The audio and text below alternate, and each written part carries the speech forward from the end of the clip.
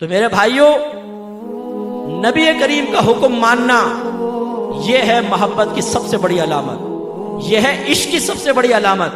اور اگر یہ آپ کے اندر علامت نہیں، آپ نبی کا حکم سن کر کہتے ہیں کہ مجھے نہ سناؤ، میں نے نبی کا کہنا نہیں ماننا، بیوی کی مانوں گا، باپ کی مانوں گا، ماں کی مانوں گا، اپنے بچوں کی، دوستوں کی مان لوں گا، نبی کی نہیں مانوں گا، نفس و شیطان کی غلامی کر لوں گا، نبی کا حقیقی غلام نہیں بنوں گا، تو پھر خدا را اپنے آپ کو عاشق مت کہو۔ یہ سب سے بڑا مذاق اڑانا ہے عشق رسول کا، بہت بڑا مذاق اڑانا ہے، یہ نہ کرو۔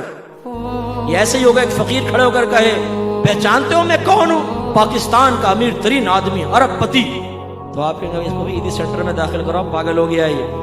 لیکن ہمیں کوئی پاگل نہیں کہتا، ہم نبی کا حکم کوئی نہ مانے، حکم سے نفرت کریں، نبی کا حکم سنایا جائے تو چہرے کے زاویے بگڑ جائیں اور نبی کے احکام کو پس پش پھینکیں، لیکن ہمیں کہو کہ ہم عاشق رسول ہیں، کہو کہ ہم محبت رسول رکھنے والے ہیں۔ خبردار جو ہمیں آئینہ دکھایا ہم اپنی مرضی کے مطابق زندگی گزاریں، لیکن مانو کہ ہم نبی کا عشق رکھنے والے ہیں۔ کیسے مان لیں بھائی؟ کیوں جھوٹ بولیں؟ یہ کیوں آپ اس جھوٹ پہ مطمئن ہو جاتے ہیں؟ اگر آپ اطاعت رسول نہیں کرتے ہیں، نبی کا حکم نہیں مانتے ہیں، تو آپ کو اپنے آپ کو عاشق رسول کہنے کا کوئی حق حاصل نہیں۔ یہ سب سے بڑا جھوٹ بولتے ہیں آپ۔ ہاں یہ میں کہوں گا کہ آپ محبت رسول رکھتے ہیں تھوڑی بہت، وہ بھی ناقص، کیونکہ شیخ عبدالحق محدث دہلوی رحمۃ اللہ علیہ فرماتے ہیں کہ نبی کریم کی محبت اور آپ کی نافرمانی ایک ذات میں جمع ہو سکتی ہے۔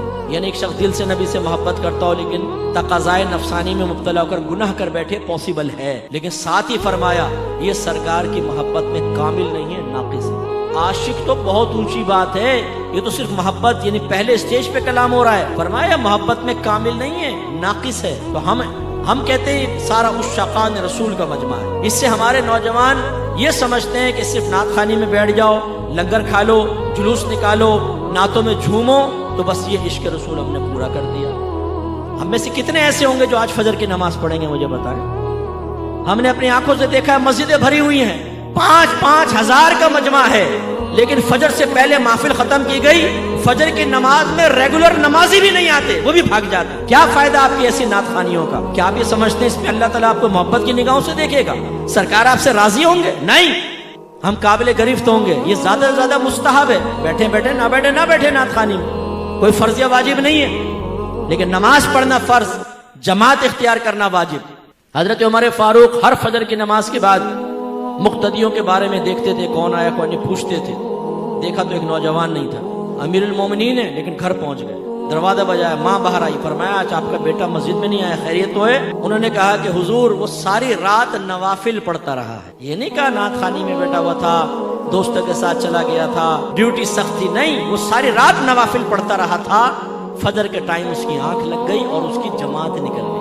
نماز قضا ہوئی یہ نہیں کہا ماں نے، جماعت نکل گئی۔ عمر فاروق رضی اللہ تعالیٰ عنہ نے فرمایا کہ اے خاتون، اگر تیرا بیٹا ساری رات سوتا رہتا لیکن فجر ہمارے ساتھ جماعت سے ادا کرتا تو اس کی فجر کی جماعت اس کی شب بھر کی عبادت سے بہتر۔ خدا را اس خوش فہمی سے باہر آؤ، سنیوں باہر آ جاؤ۔ یہ ہمیں دھوکے میں مبتلا کیا گیا ہے کہ تم نبی کے نام کے نعرے لگاؤ، نعت خوانی کرو، نجات پا جاؤ گے۔ کوئی ایسے اسٹینڈرڈ شریعت نے نہیں دیا، اطاعت رسول ہے۔ میں یہ نہیں کہہ رہا ہوں نعت خوانی غلط، میں یہ نہیں کہہ رہا ہوں اس پہ ثواب ملے گا، یہ ثواب نہیں ملے، نو، ثواب حاصل ہوگا، ثواب نہیں ملے گا یہ میں نہیں کہہ رہا ہوں، لیکن ان سے مطمئن ہو کے سوچنا نبی کی مانو نہ مانو ہمیں جنت مل جائے گی۔ میدان معاشر میں پہنچیں گے تو فرشتے آئیں گے، حضور ٹنڈن سنی صاحب آپ یہاں کھڑے، جنت تو آپ کا انتظار کر رہی ہے، اور یہ مٹکتا ہوا جھومتا ہوا سیدھا جنت میں چلے جائے گا۔ مفتی صاحب لائن میں لگے ہوئے ہیں، یہ پپو نکل جائے گا وہاں پہ، کیونکہ ہر رات یہ نعت خوانیوں میں بیٹھا کرتا تھا۔ بھائی قل ہاتوا برہانکم ان کنتم صادقین، لائیے اگر آپ کے پاس دلیل ہے تو پیش کر دینا، سوائے آپ کے حسن زن کے کیا ہے؟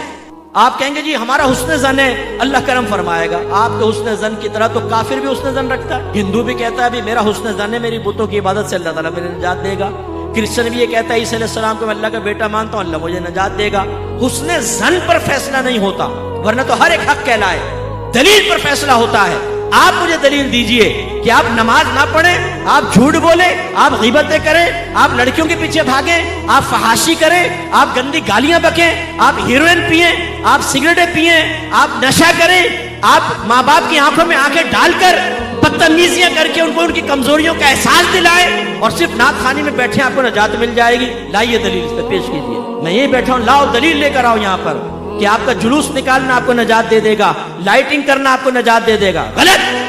اگر کسی نے آپ کو ذہن بنایا ہے، کسی ناخوان نے ذہن بنایا ہے کہ آپ سرکار کی محفل میں بیٹھے ہیں اور جو سرکار کی محفل میں آتا ہے سرکار بروز قیامت اس کو سینے سے لگا کر جنت میں لے جائیں گے، آپ کے اوپر واجب ہے آپ اس ناخوان کو بعد میں روکیں اور کہیں اس پہ دلیل پیش کرو. ٹھیک ہے ہم تمہاری بات مانتے ہیں. نہیں مانتے مفتی صاحب کی بات، وہ ڈانٹ کے چلے گئے، سخت لہجے میں گفتگو کی. تم نے بڑی پیاری بات کہی، لاؤ دلیل دو. جب تک ناخوان دلیل نہ دے بند کر لینا اس کو گھر کے کمرے میں. بولنا کہ نہیں جانے دیں گے. تم نے کیسے دھوکے میں مبتلا کیا؟ تم نے ہمیں نمازوں سے دور کر دیا، تم نے تقوی سے دور کر دیا.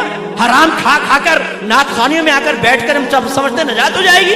کیسے ہو جائے گی؟ جو حرام مال کے ساتھ حج کرے نبی کریم فرماتے ہیں اللہ اس کا حج قبول نہیں کرے گا.